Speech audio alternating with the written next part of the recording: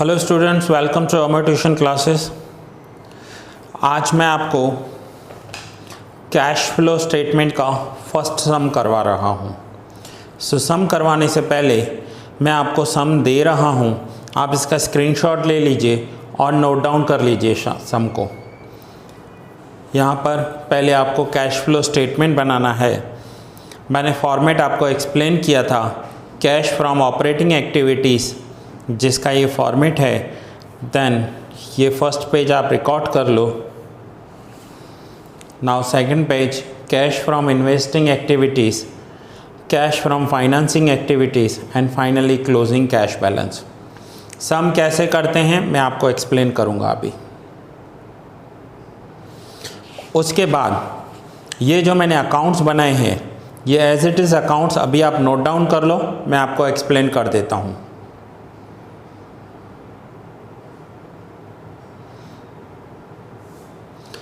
ये तीनों अकाउंट्स करने के बाद ये 3 अकाउंट्स करो।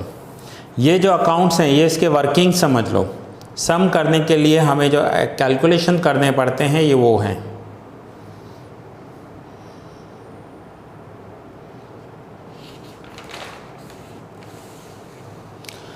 And then these 3 accounts.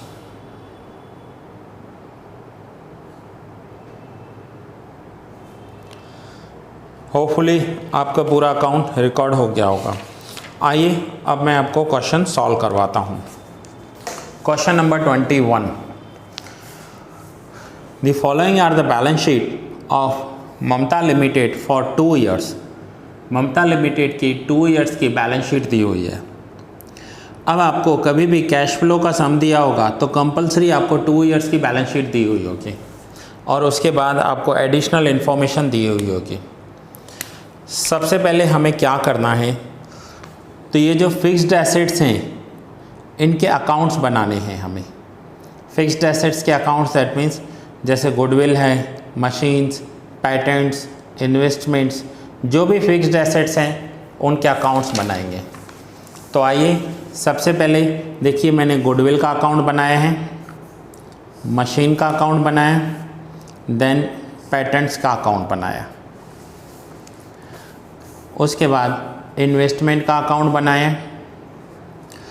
Account बनाने के लिए जब भी आप ये सम स्टार्ट करोगे, कैश फ्लो स्टेटमेंट आपको ड्रॉ करनी है और उसके बाद 10-12 अकाउंट्स बना देने हैं। करंट एसेट्स का अकाउंट नहीं बनेगा, करंट लाइबिलिटीज़ के अकाउंट्स नहीं बनेंगे। फिर इक्विटी शेयर कैपिटल अकाउंट बनाएंगे, जनरल रिजर्व हम अकाउंट बनाएंगे, प्रॉफिट एंड लॉस का अकाउंट नहीं बनता कभी भी। डिबेंचर रिडम्पशन रिजर्व अकाउंट्स बनाएंगे, डिबेंचर्स का भी अकाउंट बनाएंगे और टैक्स प्रोविज़न बनाएंगे। करंट एसेट्स, करंट लाइबिलिटी के अकाउंट्स नहीं बनेंगे एंड प्रॉफिट एंड लॉस का भी अकाउंट नहीं बनेगा।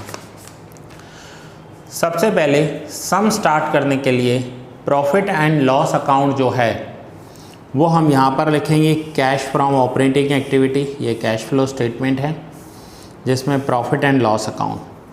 प्रॉफिट एंड लॉस अकाउंट में हम करंट ईयर में से प्रीवियस ईयर का प्रॉफिट माइनस करेंगे।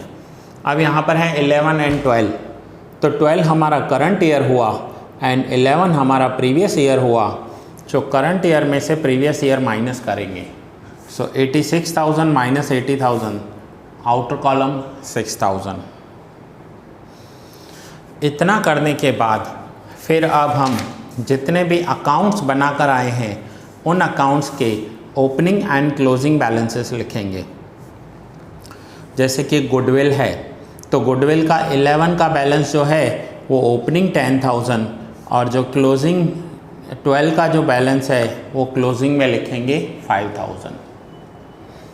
ये है ओपनिंग 10,000, ये है closing 5,000। Now machinery account. Machine account में ओपनिंग 850, क्लोजिंग 1075। अब यहाँ पर देखिए गुडविल और मशीन एसेट्स होते हैं, इसलिए उनके ओपनिंग बैलेंस डेबिट बैलेंस होते हैं और क्लोजिंग बैलेंस क्रेडिट बैलेंस होंगे।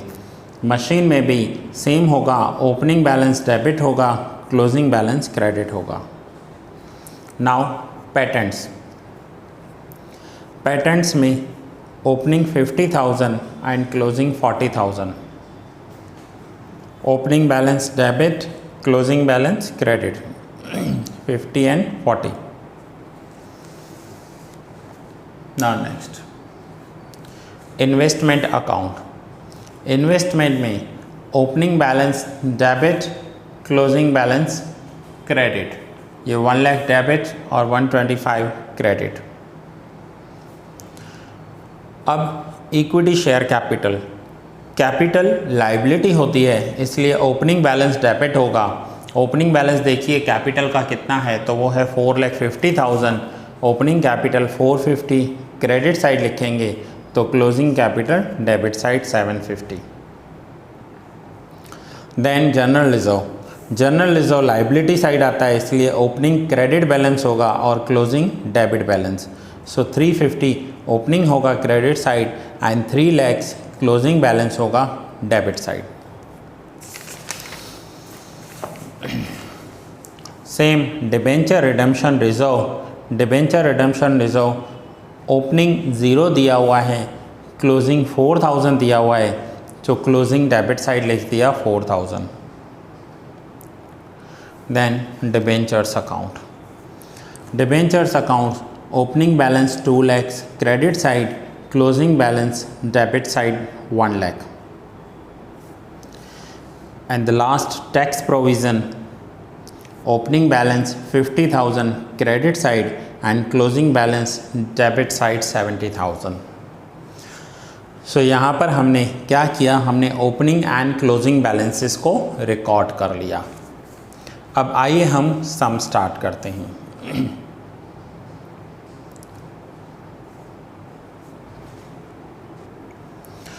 अब हम एडिशनल इन्फॉर्मेशन पर आते हैं. फर्स्ट एडिशनल इन्फॉर्मेशन है a machine costing 1 lakh, depreciation written off to the date 60,000 has been sold for 30,000.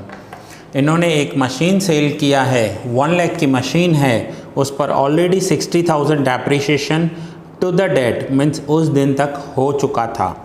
1 lakh में से 60,000 डेप्रिसिएशन हो चुका था तो मशीन की वैल्यू होगी 40,000 और वो 40,000 की मशीन इन्होंने सेल की है 30,000 में. तो आइए इसे हम समझते हैं कि इसकी जर्नल एंट्री क्या होगी. सो 40,000 की मशीन, 40 कैसे समझ गए आप, 1 lakh की मशीन थी, 60,000 डेप्रिसिएशन राइट ऑफ किया था तो मशीन की वैल्यू रही 40. इस 40 की मशीन को इन्होंने 30,000 में सेल कर दिया है तो मशीन को सेल किया है, जर्नल एंट्री होगी बैंक अकाउंट डेबिट. ये जर्नल एंट्री करेंगे आप, जर्नल एंट्री का फॉर्मेट बना देना. बैंक अकाउंट डेबिट 30,000, लॉस किया है इन्होंने so profit and loss account debit, bracket में लिखेंगे loss 10,000 to machine account, machine चली गई, credit what goes out to machine account 40,000. ये जर्नल एंट्री होगी, हमने 40,000 की मशीन 30,000 में सेल कर दी. अब हम इसकी पोस्टिंग करेंगे, इसके इफ़ेक्ट्स देंगे. सो पहले bank account debit 30,000. Now machine का सेल करना, मशीन का सेल करना हमारे लिए इन्वेस्टिंग एक्टिविटी होता है. सो इन्वेस्टिंग मैंने आपको फॉर्मेट अच्छे से क्लियर किया था फर्स्ट लेक्चर में. सो मशीन सेल किया, ये इन्वेस्टिंग एक्टिविटी होती है. इन्वेस्टिंग एक्टिविटी में 30,000 लिखेंगे, प्लस इसलिए लिखेंगे क्योंकि ये इनफ्लो है. दूसरा लॉस किया है, ये 10,000 रुपीज़ यहाँ पर लिखेंगे. ये मैंने आपको बताया था, फिर से मैं यहाँ पर पेंसिल से लिख देता हूँ. ये जितने भी पॉइंट्स ऐड होंगे ये प्रॉफिट एंड लॉस अकाउंट के डेबिट साइड आने वाले पॉइंट हैं और जो ये मैं लेस कर रहा हूँ ये प्रॉफिट एंड लॉस अकाउंट के क्रेडिट साइड आने वाले पॉइंट हैं. तो यहाँ पर loss on sale of machine 10,000 और मशीन चली गई सो मशीन अकाउंट में क्रेडिट करेंगे 30,000 एंड 10,000. तो ये देखिए, ये जो मैंने जर्नल एंट्री लिखी इसका सिर्फ मैंने पोस्टिंग किया, लेजर पोस्टिंग जैसे आप करते थे 11th में वो किया. Bank account debit 30,000 rupees bank में आ रहे हैं, ये इन्वेस्टिंग एक्टिविटी में से आ रहे हैं। इन्वेस्टिंग एक्टिविटी में क्या क्या आता है, हम एसेट्स सेल करते हैं तो इनफ्लो लिखते हैं, एसेट्स परचेज करते हैं तो आउटफ्लो लिखते हैं। तो ये हमारा इनफ्लो हुआ एसेट्स में से, इसलिए मैंने यहाँ पर लिखा। 10,000 रुपीज़ का लॉस किया, वो यहाँ पर पोस्ट किया।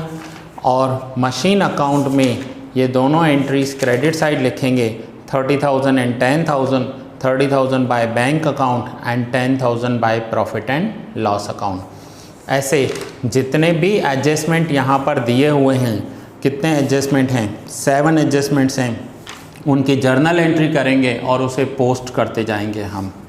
ठीक है, अब नेक्स्ट इन्होंने जर्नल एंट्री क्या होगी आप मुझे बताइए। सेकंड एडजस्टमेंट की, investment worth 30,000 have been sold for 35,000। Now second adjustment, investment worth 30,000 have been sold for 35,000।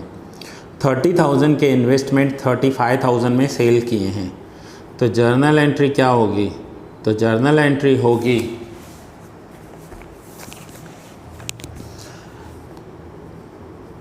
Bank account debit 35,000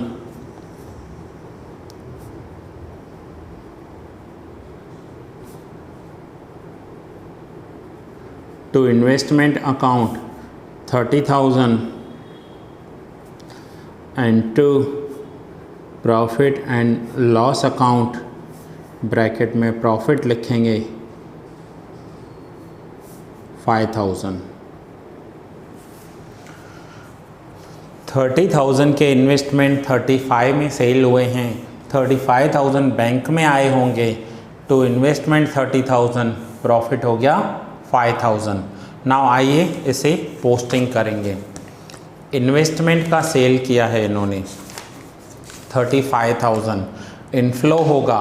सो यहाँ पर देखिए कैश फ्लो स्टेटमेंट में फिर से मैं बता रहा हूँ 3 एक्टिविटीज़ होती हैं, cash from operating activities, cash from investing activities and cash from financing activities. यहाँ पर मशीन का सेल होना, इन्वेस्टमेंट्स का सेल होना, ये हमारा इन्वेस्टिंग एक्टिविटीज़ का सेल होना है। उसमें से जो इनफ्लो हो रहा है वो प्लस में लिखेंगे, और अगर कोई हमने एसेट्स परचेज की है और वहाँ पर हमारा कैश जा रहा है तो हम आउटफ्लो में लिखेंगे। Next, financing activities. Financing activities में अगर कैश इक्विटीज़, डिबेंचर्स या प्रेफरेंस के थ्रू आ रही है तो हम इनफ्लो लिखेंगे, और रिडम्पशन हो रहा है तो आउटफ्लो लिखेंगे। एंड ऑपरेटिंग एक्टिविटीज़ में मैंने आपको बताया था कि ऑपरेटिंग एक्टिविटीज़ क्या होती हैं।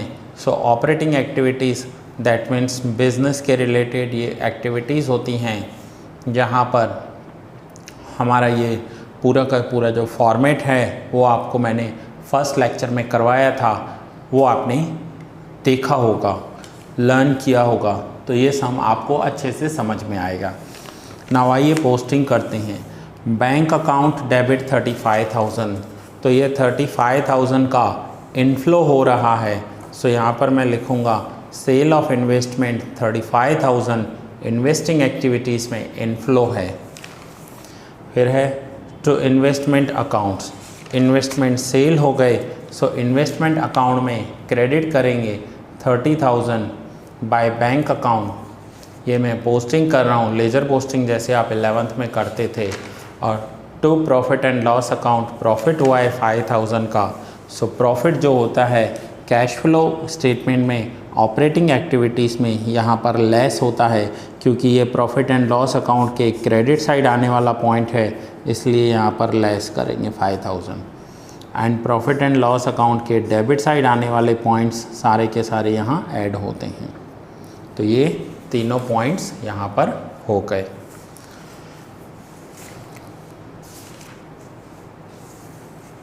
Next,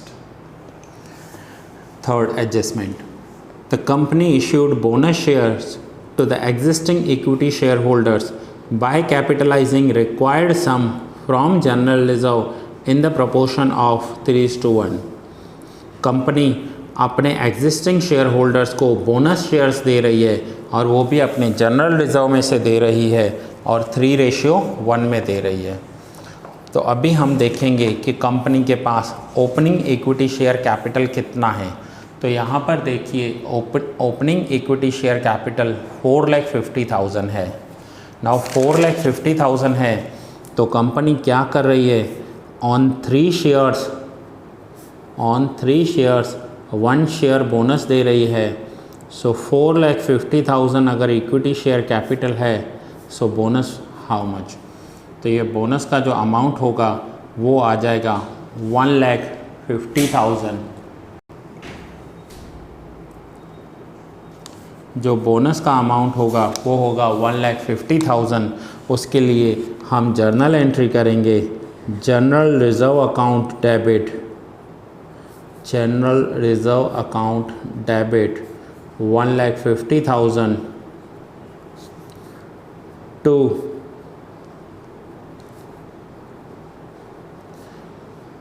equity share capital account 1,50,000। General reserve account debit to equity share capital account.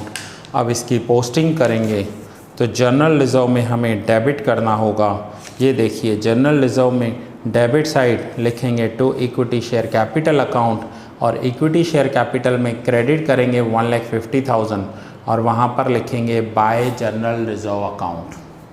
तो ये हमने लेजर पोस्टिंग किया है। Now next adjustment. 4th, issued new equity shares at the face value as right shares on the capital enhanced by issue of bonus shares in the ratio of 4:1। Company ने right shares issue किए हैं। Right shares क्या होते हैं आपको पता है, company अपने एग्जिस्टिंग शेयर होल्डर्स को ही ये शेयर्स देती है। जैसे कि मैं अगर कंपनी चला रहा हूँ तो मेरे जो शेयर होल्डर्स होंगे उन्हीं शेयर होल्डर्स को मेरे एडिशनल शेयर्स दिए जाएंगे, राइट शेयर्स दिए जाएंगे जो मार्केट वैल्यू से कम वैल्यू पर दिए जाते हैं। सो 4:1 पर राइट शेयर्स दिए जाएंगे। सो आइए देखें राइट शेयर्स कैसे होंगे, राइट शेयर्स की एंट्री क्या होगी। नाउ कंपनी 4 शेयर्स पर 1 शेयर बोनस दे रही है। तो यहाँ पर समझिए कि अगर आपके पास 4 शेयर हैं तो कंपनी आपको एक राइट इशू देगी। राइट इशू मीन्स पैसे लेगी आपसे लेकिन मार्केट से कम वैल्यू पर देगी। सो यहाँ पर अभी तक ये दोनों एंट्रीज़ हो चुकी हैं, ये दोनों एंट्रीज़ हो चुकी हैं। इसका मतलब मैं इन दोनों का टोटल करूँ 4,50,000 प्लस 1,50,000 तो ये टोटल हो जाएगा 6 लाख रुपीज़। ये टोटल मैंने इन दोनों का टोटल किया है 6 lakh rupees. So company 4 shares पर 1 शेयर्स दे रही है तो 6 लाख शेयर्स के लिए इक्विटी शेयर कैपिटल के लिए बोनस हाउ मच, तो 6 लाख इंटू 1 डिवाइड बाय 4 करेंगे तो ये आंसर भी आएगा 1,50,000। 1,50,000 कंपनी बोनस दे रही है, राइट शेयर्स के लिए दे रही है। राइट शेयर्स के लिए एंट्री होती है bank account debit, bank account debit to equity share capital account amount 1,50,000 bank account debit to equity share capital account. अब ये जो कंपनी के पास पैसा आ रहा है वो फाइनेंसिंग एक्टिविटीज़ में से आ रहा है।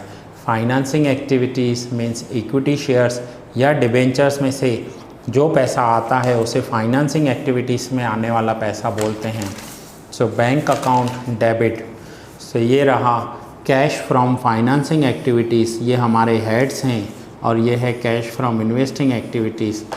अगर आप इसे अंडरलाइन करोगे तो आप समझ पाओगे ये हमारे हेड्स हैं।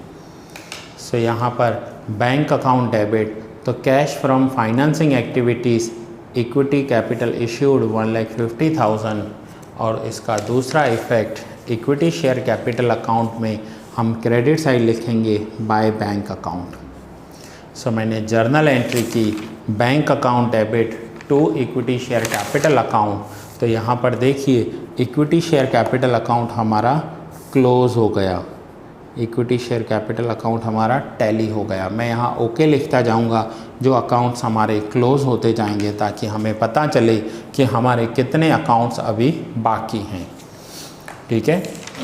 और यहाँ पर equity share capital issued 1,50,000 financing activities में से पैसा आ रहा है, इसलिए इसे इनफ्लो में दिखाया है मैंने।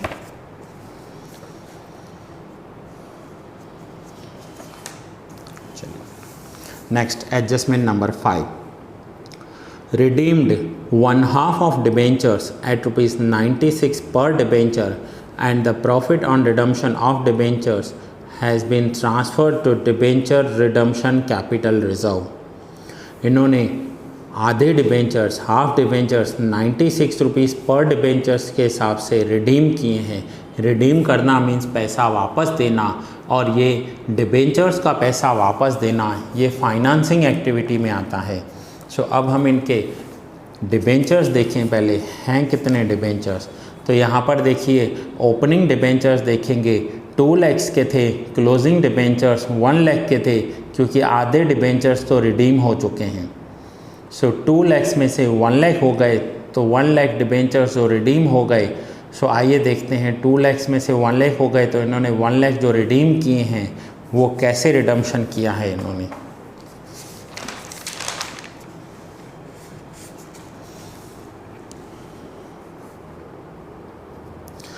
नाउ डिबेंचर्स को रिडीम किया है और डिबेंचर्स का है 10%, परसेंटेज हमेशा लिखा जाता है।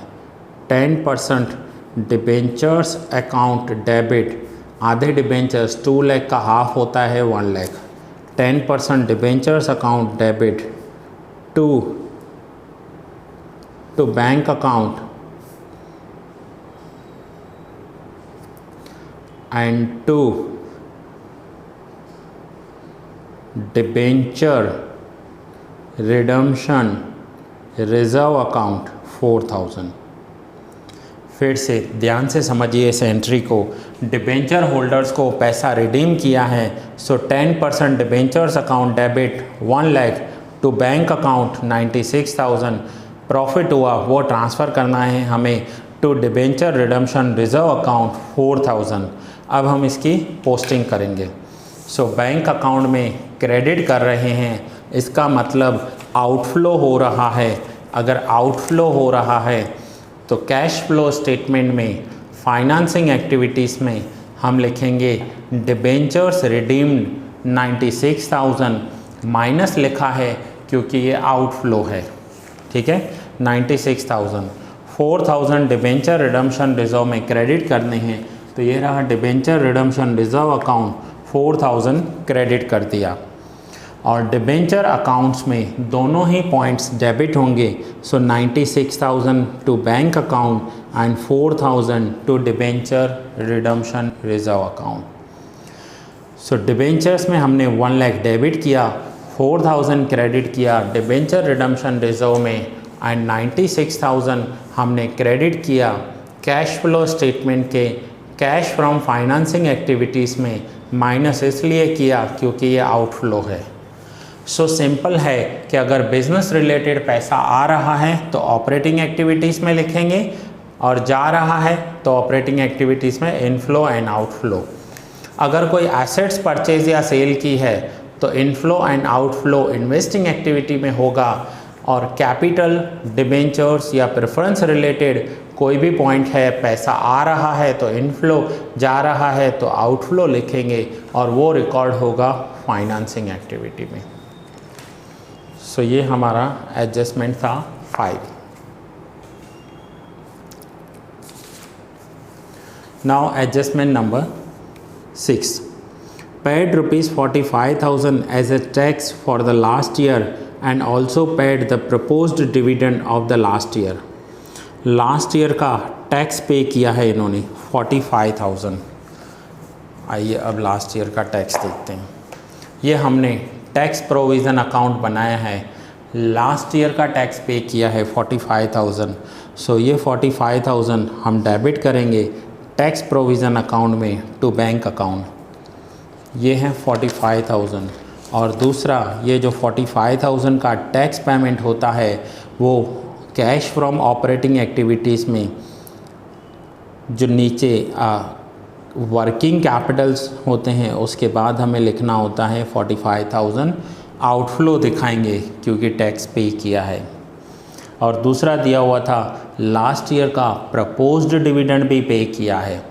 अब आप बैलेंस शीट में देखिए और देखिए लास्ट ईयर का प्रपोज्ड डिविडेंड कहाँ है। सो लास्ट ईयर का 2011 का प्रपोज्ड डिविडेंड 45,000 है। हम डिविडेंड जो पे करते हैं वो अपने इक्विटी शेयर होल्डर्स को पे करते हैं, इसलिए वो फाइनेंसिंग एक्टिविटीज़ में आता है। प्रपोज्ड डिविडेंड 45,000 और यहाँ पर आप लिख सकते हो proposed dividend of previous year. ये पॉइंट आप हमेशा याद रखोगे कि प्रीवियस ईयर का जो प्रपोज्ड डिविडेंड होता है वो फाइनेंसिंग एक्टिविटीज़ में आता है और जो करंट ईयर का प्रपोज्ड डिविडेंड होगा वो यहाँ पर कैश फ्रॉम ऑपरेटिंग एक्टिविटीज़ में आता है। सो प्रपोज्ड डिविडेंड के दो इफ़ेक्ट क्या होंगे, एक तो 45,000 यहाँ पर हमें कैश फ्रॉम फाइनेंसिंग एक्टिविटीज़ में लिखा है, दूसरा हमने अकाउंट बनाया हो तो हम अकाउंट्स में लिख सकते हैं, अगर ज़रूरी होगा तो ही हम अकाउंट बनाएंगे। सो प्रपोज्ड डिविडेंड के लिए हमने अलग से कोई अकाउंट नहीं बनाया है। प्रपोज्ड डिविडेंड का एक इफ़ेक्ट हमने -45,000 किया, ये प्रीवियस ईयर का था। अब आप यहाँ पर क्वेश्चन में देखिए प्रपोज्ड डिविडेंड करंट ईयर का कितना है 75,000। तो करंट ईयर का जो प्रपोज्ड डिविडेंड होगा 75,000 वो कैश फ्रॉम ऑपरेटिंग एक्टिविटीज़ में आएगा। यहाँ पर मैं लिख रहा हूँ ब्रैकेट में current year.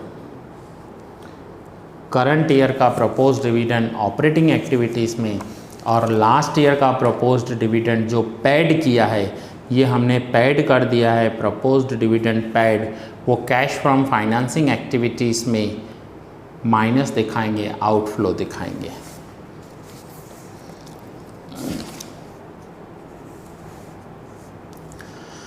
₹90,000 were provided for depreciation on machinery, 7th adjustment है। सो डेप्रिसिएशन की जर्नल एंट्री क्या होती है, बहुत ही सिंपल जर्नल एंट्री है। मैं यहाँ पर लिख रहा हूँ 5th के बाद मैं 6th यहाँ पर लिख रहा हूँ जैसे आपको क्लियरली दिखाई दे। Depreciation account debit, depreciation account debit to machine account. और कितना डेप्रिसिएशन है, सो डेप्रिसिएशन है 90,000। सो 90,000 डेप्रिसिएशन है, हम एंट्री करेंगे depreciation account debit 90,000 to machine account 90,000। अब हम इसका पोस्टिंग करेंगे। So depreciation account profit and loss account में डेबिट साइड आता है, इसलिए हम कैश फ्रॉम ऑपरेटिंग एक्टिविटीज़ में डेप्रिसिएशन 90,000 लिखेंगे। दूसरा मशीन अकाउंट के क्रेडिट साइड आता है, इसलिए मशीन अकाउंट में क्रेडिट साइड 90,000 बाय डेप्रिसिएशन लिखेंगे। अब आगे क्या दिया हुआ है, from the above particulars prepare a statement showing cash from operation, cash flow statement. All your calculations necessary for this are to be shown as a part of your answer. सारी calculations आपको दिखाने हैं इसमें। अब यहाँ पर हमारे adjustments तो पूरे हो गए, अब हम एक एक अकाउंट करके क्लोज करते जाएंगे और उनके इफ़ेक्ट्स जो हैं वो यहाँ पर कैश फ्लो स्टेटमेंट में देते जाएंगे। सो आइए पहले देख लेते हैं कौन कौन से अकाउंट्स हैं। अब यहाँ पर देखिए ओपनिंग गुडविल 10,000 है, क्लोजिंग गुडविल 5,000 है। ये रहा क्वेश्चन आपके सामने, opening goodwill 5,000 opening goodwill 10,000 closing goodwill 5,000। सोचिए आप, गुडविल एक एसेट्स होती हैं, ओपनिंग 10,000 था, क्लोजिंग 5,000 है, तो बाकी का जो 5,000 होगा वो during the year right of किया हुआ होगा। तो इसलिए ये एक हिडन एडजस्टमेंट है, हमें क्लोज़ करते वक्त यहाँ पर लिखना है by profit and loss account. ये देखिए ओपनिंग गुडविल 10,000, क्लोजिंग गुडविल 5,000, जो 5,000 डिफरेंस आया ये इन्होंने during the year right of किया होगा। सो 5,000 रुपीज़ राइट ऑफ कर दिया। यहाँ पर हम क्रेडिट करेंगे और गुडविल राइट ऑफ करने के लिए इफ़ेक्ट होता है प्रॉफिट एंड लॉस अकाउंट में डेबिट साइड। सो ये रहा प्रॉफिट एंड लॉस अकाउंट का debit side, goodwill return of ₹5,000। So P&L में जो भी डेबिट में पॉइंट्स आते हैं वो हम यहाँ लिखते हैं। इन पॉइंट्स को नॉन कैश एक्सपेंसेस भी बोल सकते हैं। डेप्रिसिएशन जो है या गुडविल राइट ऑफ करना ये नॉन कैश एक्सपेंस होता है। अब देखिए गुडविल अकाउंट क्लोज हो गया, मैंने यहाँ ओके लिख दिया, ठीक है। अब मशीन अकाउंट पर आते हैं, ध्यान से समझना इसको। मशीन अकाउंट को ओपनिंग मशीन 8,50,000 की थी। During the year machine sale भी की है, ड्यूरिंग द ईयर मशीन का डेप्रिसिएशन भी कैलकुलेट किया है। तो क्लोजिंग मशीन 10,75,000 की कैसे हो गई? फिर से क्वेश्चन पूछता हूँ। Opening machine 8,50,000, during the year sale किया, during the year depreciation calculate किया, और फिर भी क्लोजिंग मशीन कम होनी चाहिए बट 850 में से 1050 हो गई। इसका मतलब ड्यूरिंग द एंटायर ईयर इन्होंने मशीन्स परचेज़ की होगी। ये मशीन्स परचेज़ की गई हैं, ठीक है। सो डिफरेंस हमने पहले क्रेडिट साइड टोटल किया, डेबिट साइड डिफरेंस देखा, तो ये जो डिफरेंस आ रहा है 3,55,000, दैट मीन्स ये मशीन इन्होंने परचेज़ की है। ये फर्स्ट सम है, मैं ब्रैकेट में यहाँ पर लिख देता हूँ मशीन परचेज्ड। ये इन्होंने मशीन परचेज़ की होगी। सो मशीन परचेज़ की है 3,55,000 की, और मशीन परचेज़ की है तो ये इन्वेस्टिंग एक्टिविटीज़ में आएगी। मशीन जब हम परचेज़ करते हैं तो हमारा जो कैश है वो आउटफ्लो होता है। आउटफ्लो होगा तो यहाँ पर लिखेंगे इन्वेस्टिंग एक्टिविटीज़ में purchase of the machine 3,55,000 minus इसलिए लगाया है क्योंकि ये पैसा जाएगा। हम मशीन परचेज़ करेंगे तो हमारा जो कैश फ्लो है वो आउटफ्लो होगा, इसलिए हम यहाँ पर माइनस में लिखेंगे। सो ये मशीन अकाउंट भी मैंने क्लोज कर दिया। Now patents account, same goodwill जैसा है। ओपनिंग पेटेंट्स 50,000 थे, क्लोजिंग पेटेंट्स 40,000 थे। During the year patents decrease हो गए, इसका मतलब इन्होंने पेटेंट्स राइट ऑफ किए होंगे। ये 10,000 जो डिफरेंस आ रहा है ये पेटेंट्स इन्होंने राइट ऑफ किए हुए होंगे। सो 10,000 राइट ऑफ करके प्रॉफिट एंड लॉस अकाउंट के डेबिट साइड रिकॉर्ड किए जाते हैं। सो ये रहे पेटेंट्स राइट ऑफ ₹10,000, पेटेंट्स को राइट ऑफ किया गया है, तो ये पेटेंट अकाउंट भी क्लोज हो गया। अब इसके बाद investment account. Opening investment 1 lakh के थे, 30,000 के इन्वेस्टमेंट सेल किए हैं, फिर भी क्लोजिंग इन्वेस्टमेंट 125 के हो गए। Opening 1 lakh, closing 125, closing investments increase हो गए और सेल भी किए हैं। इसका मतलब है ड्यूरिंग द एंटायर ईयर इन्होंने ये इन्वेस्टमेंट्स 55,000 जो डिफरेंस आ रहा है ये इन्वेस्टमेंट्स इन्होंने परचेज़ किए होंगे। यहाँ पर देखिए सेल किए हैं 30,000, फिर भी क्लोजिंग 125 है, तो टोटल हुआ 155। सेम 155 लिखकर ये 1 लाख माइनस करेंगे, डिफरेंस आएगा 55। और ये जो 55,000 के जो इन्वेस्टमेंट्स हैं ये परचेज़ किए हैं। इन्वेस्टमेंट्स परचेज़ करना एक इन्वेस्टिंग एक्टिविटी होती है, इसलिए परचेज़ ऑफ इन्वेस्टमेंट को इन्वेस्टिंग एक्टिविटीज़ में माइनस लिखेंगे, -55,000, क्योंकि ये आउटफ्लो होगा। अगर हम किसी भी कंपनी में इन्वेस्ट करते हैं, किसी कंपनी के शेयर्स परचेज़ करते हैं तो हमारा कैश आउटफ्लो होता है, तो यहाँ पर -55,000 लिखेंगे हम। तो ये हमारा इन्वेस्टमेंट अकाउंट भी क्लोज हो गया।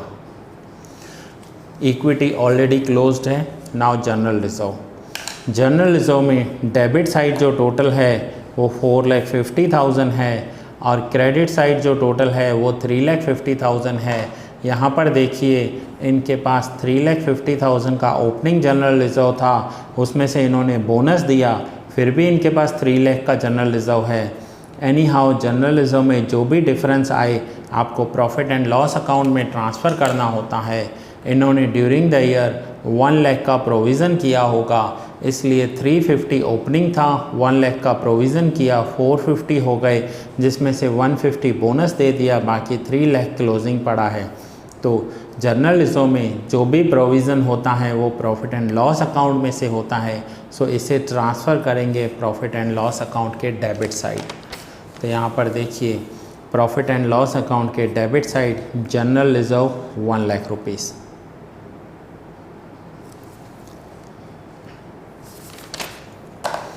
तो ये हो गया जनरल रिजर्व अकाउंट भी हमारा क्लोज। फिर उसके बाद डिबेंचर रिडम्पशन रिज़र्व।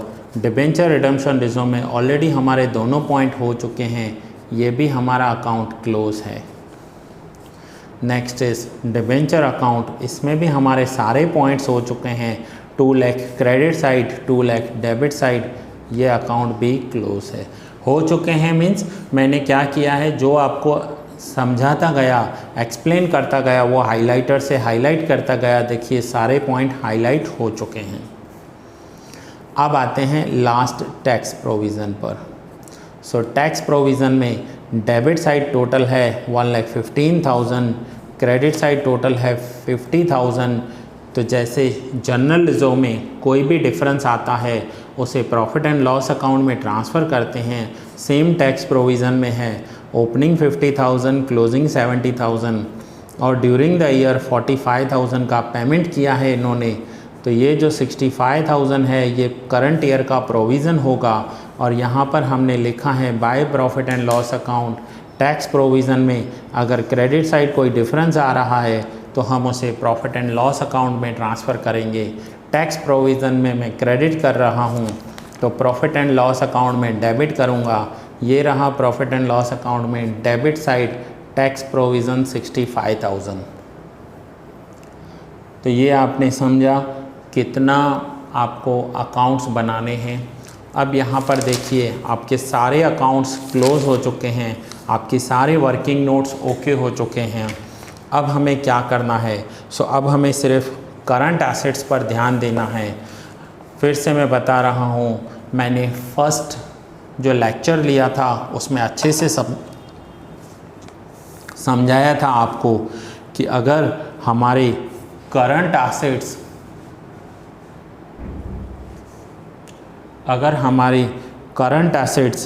यहाँ पर मैं लिख रहा हूँ करंट एसेट्स इंक्रीज़ हो रहे हैं।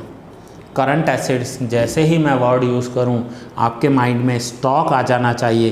करंट एसेट्स इंक्रीज़ हो रहे हैं तो यहाँ पर हमारा आउटफ्लो होगा, ये हमारा आउटफ्लो होगा मीन्स हमारा पैसा जा रहा है, हम माइनस करेंगे। अगर स्टॉक इंक्रीज़ होगा तो ज़रूर हमने वो परचेज़ किया होगा और परचेज़ करने के लिए पैसा दिया होगा, तो ये आउटफ्लो है।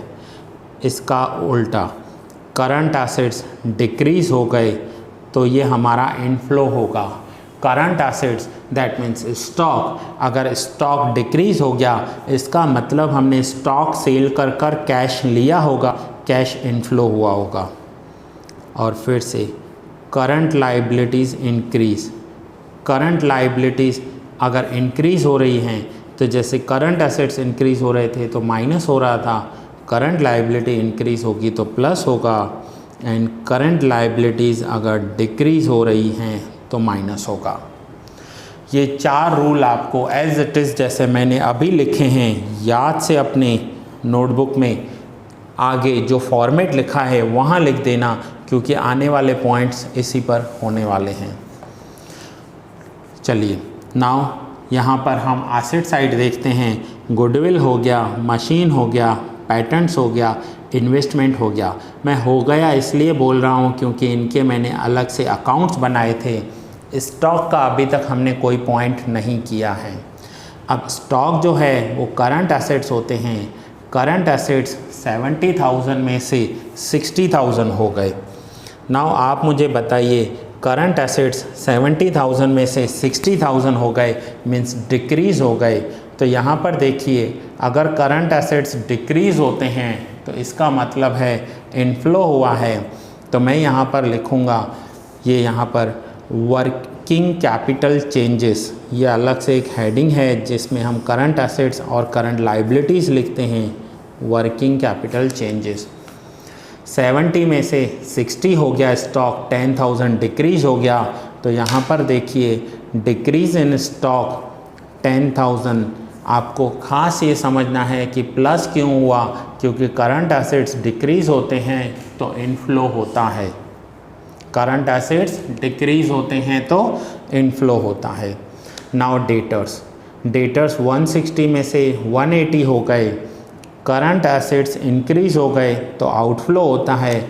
डिफरेंस देखेंगे दोनों का, 160 और 180 के बीच में डिफरेंस है 20,000 का। मैं -20,000 लिखूँगा और यहाँ लिखूँगा इंक्रीज़ इन डेटर्स। ठीक है। Cash and bank balance, cash and bank balance जब हम सम पूरा कंप्लीट करेंगे तब यहाँ पर opening cash and bank balance 13,500 लिखेंगे और जो हमारा क्लोजिंग टोटल आएगा वो हमारे closing cash and bank balance के साथ टैली हो जाएगा। सो ये क्लोजिंग हम बाद में टैली करेंगे, अभी मैं ओपनिंग लिख रहा हूँ यहाँ पर 13,500। उसके बाद है prepaid expenses. Prepaid expenses increase हुए, फिर से करंट एसेट्स इंक्रीज़ हुए तो आउटफ्लो होगा, माइनस में लिखेंगे 1500 एंड 2800 के बीच में डिफरेंस है 1300 का। अब इक्विटी शेयर्स का अकाउंट हो गया, जनरल रिजर्व का हमने अलग से अकाउंट बनाया था, P&L हो गया, डिबेंचर रिडम्पशन हो गया, डिबेंचर्स हो गए। नाउ क्रेडिटर्स, अब करंट लाइबिलिटीज़ रिकॉर्ड करेंगे। क्रेडिटर्स 60 में से 91 हो गए, करंट लाइबिलिटी इंक्रीज़ हो गई।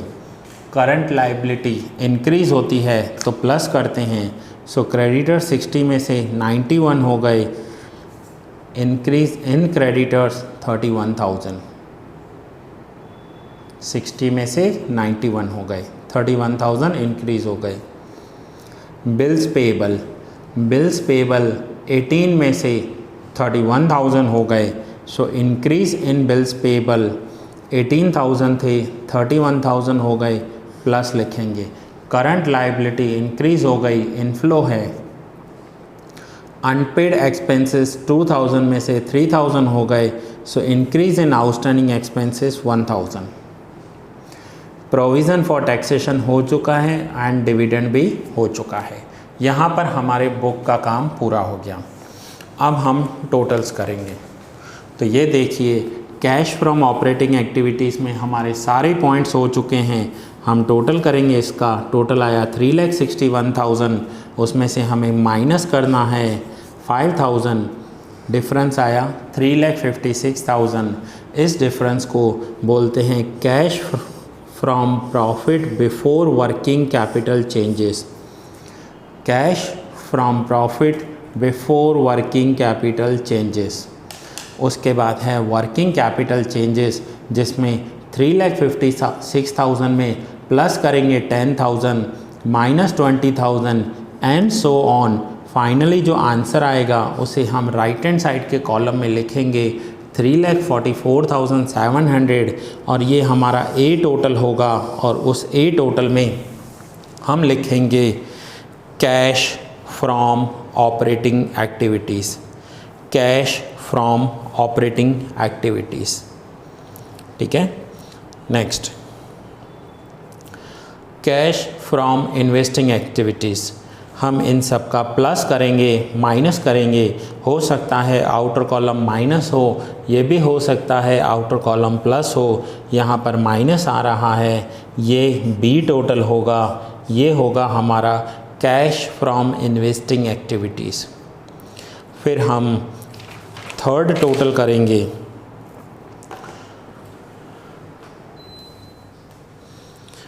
Cash from financing activities. इन तीनों का टोटल करेंगे और टोटल जो आउटर कॉलम आया है वो है 9,000।